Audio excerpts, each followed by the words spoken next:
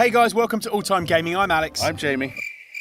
And that weird pause was where Chris used to be. Yeah, and he's not here at the moment, Jamie, because he's off in Rio competing in the Paralympics. Yeah, we wish him the best of luck. Bring back a gold. Yeah, good luck, Chris. But Chris's whereabouts aside, game-changing endings are everywhere. Endings that fake you out or completely alter how we approach everything that has gone before. So here's our list of 6 endings that completely change the ending to the game. We would say spoilers, but it's a video about game endings, so what do you expect? We kick off the list with a fun lesson in the benefits of remembering your manners. Like table manners, Jonesy. I have none. If you're sat opposite an attractive man, play with his knob with your foot. It's just polite. Yeah. This is Watchtower Climbing Simulator Far Cry 4, where as AJ Garley, you travel back to the land of your birth and become embroiled in a civil war. As you do. Running the country into the ground is charismatic bastard Pagan Min, who, after disciplining his men with a careful use of stationery, invites you to a lovely meal. Yeah, and why wouldn't you go? I mean, look at that lovely head of hair. Absolutely. It is a bit weird. It's chic. Fashionable and chic. And look at the lovely meal he's put out for us. Okay, yes, during the meal he does stab another guy in the back with a fork, but the crab rangoon is to die for, Jonesy. And the view? Just sit there, just take it in, just enjoy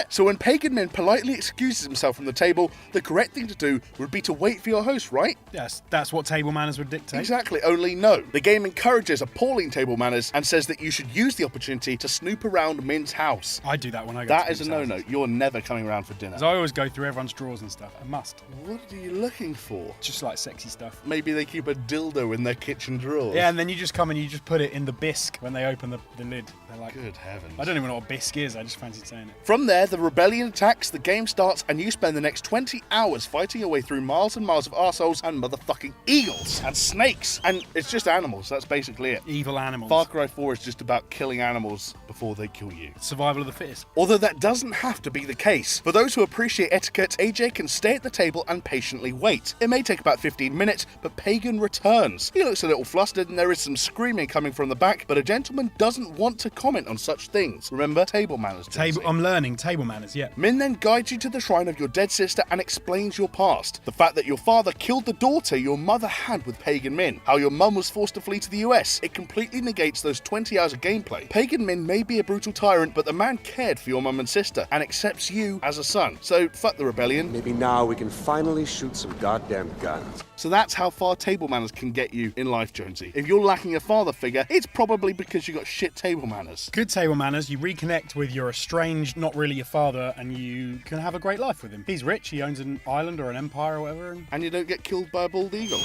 Everyone's happy. There you go. Far Cry 4, you don't really have to do anything to get the ending. Inside Makers Playdead, however, wanted you to suffer for your ending. First, let's talk collectibles. Get them all yet? No? Well, get back out there and get them. There are 13 orbs in all, and they're not in plain sight, so get searching. Next, in the room where you find your final orb, you'll see a notice board with a light corresponding to each collectible. After your 13th and final orb, a hatch will open with a larger orb inside. Once disabled, the lights on the board will blink out, all except for one. The second one, which is underneath the cornfield in a bunker. The bunker itself is weird enough, but it features a switch that cannot be operated, which is useful, obviously. Pause the game and then reload the area. Voila! The switch is now operative. Pulling the switch in any direction plays a distinct note, and the correct musical sequence has been played at certain points throughout the game. So let's hope you've memorized or noted down the right tune. You just go on YouTube. That is a cheat. Sorry, Dad. You cheat? Sorry, Dad. Yeah, you totally score on YouTube. Input the code with the switch lever and the bunker door opens. What we're left with is this. What does this mean?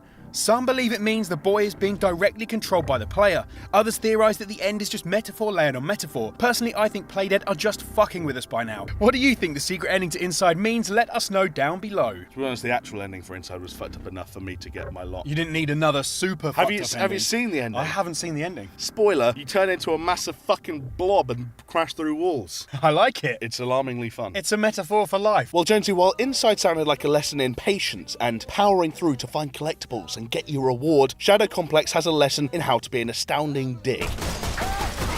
You play as hard man Jason Fleming. No, not the guy from Lock, Stock and Snatch, although he's pretty cool. It's this Jason Fleming, voiced by Master Adventurer Nolan North, is actually a keen spelunker. Spelunker is probably the most stupid word in the English language. It just sounds like someone who has a problem that coming everywhere. My name's Jason and I'm a spelunker. It's been 2 days since my last spelunking. It's there that Claire is kidnapped by the Progressive Restoration, a radical group devoted to inciting a civil war in the US through which they can take over. Good plan. That means it's up to Budget Nathan Drake to rescue Claire, defeat the Progressive Restoration, and save the day. Except, why? I mean, what's your stake in this? Why should you risk your life against a force of heavily armed fanatics when you could get back to civilization and just alert the authorities? And, maybe the army could deal with the problem? Or maybe, just maybe, you secretly wanted to break up with Claire and now these armed thugs have kinda done it for you. If you wanted me to carry your gear, you could have just asked me to.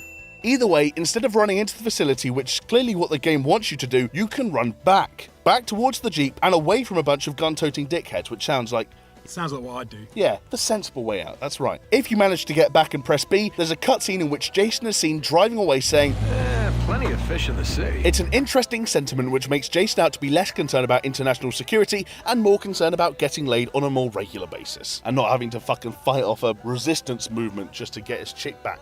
I like a protagonist that can say, you know what, fuck this, I'm out of here. And there's a pretty cool achievement for it too. The you made the sensible choice achievement. No, I think it's called like status update single, which is quite cool. Do you remember when walking around in a trench coat made you cool and not just one step away from having your face in the paper for causing a school shooting? I do, and it was largely the fault of The Matrix. Whilst The Matrix is best known as a trilogy of films that got progressively worse and worse as more weird and reality-bending bullshit was introduced, there were also some games that came out as well. The Matrix Path of Neo introduced us again to Thomas Anderson, owner of the world's blandest face, as he is introduced to the real world via Morpheus. And because to follow in the footsteps of a gormless twat who thinks LimeWire is the height of hacking would be massively dull, we're skipping ahead several minutes to the pivotal choice in the first film. It's a dream sequence where Morpheus is giving you a choice, red pill or blue pill. Now, aside from the obvious conclusion that being presented with anonymous pills by a member of a second-rate goth metal band should have alarm bells ringing, the choice should be obvious. You take the red pill, as Neo does in the film, and continue on your path as the chosen one. Down the rabbit hole, Jonesy. But colour me curious, I wonder what happens if I take the blue pill, Jamie. Aside from possibly being roofied, I mean. Morpheus does have a very creepy smile. And those weird little glasses. Well, Morpheus leans back, expresses as much disappointment as his plastic face can muster, and says, I'm sorry you won't be joining us. Then you're thrown violently back into the body of Anderson and back into the main menu. In effect, all the events of The Matrix happen, except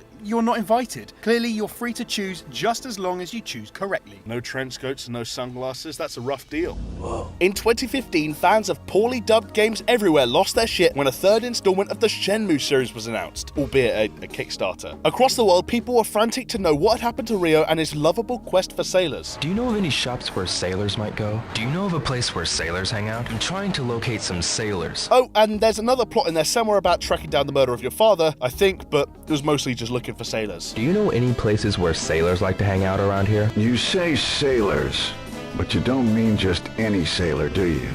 Right. The last time we'd seen Shenmue was 14 years before, in 2001, and even then the ending was a little vague. However, that was only the good ending. The bad ending was less ambiguous. It involved Bond villain Lan Di approaching Shen Hualing, demanding her power, and, well, murder is implied if not actually seen. But wait just a second, Jonesy, because there's another ending. A super secret ending reserved for those who can't manage their time properly or are just shit, which is most of us, I think. Yeah, I think that's most of us. If you wait until after the 15th of April 1987, Ryo arrives back home to find Lan Di together with a strong silent type kicking several shades of shit out of student Fukuhara.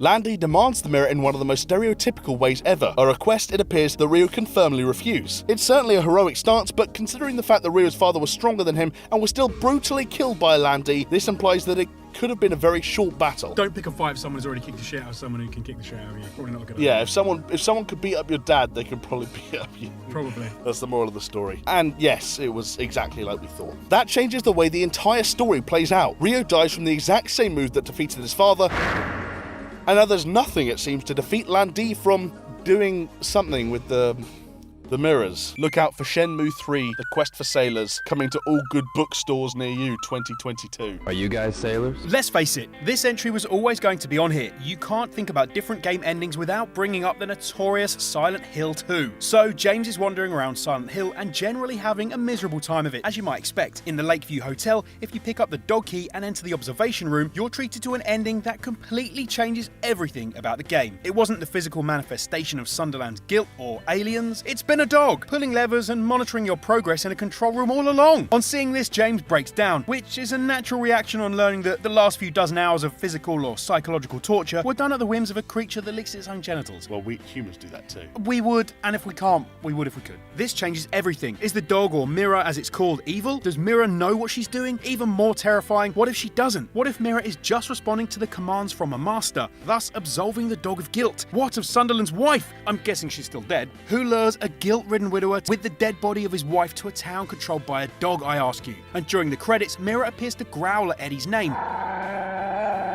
which could be due to the fact that he killed a dog.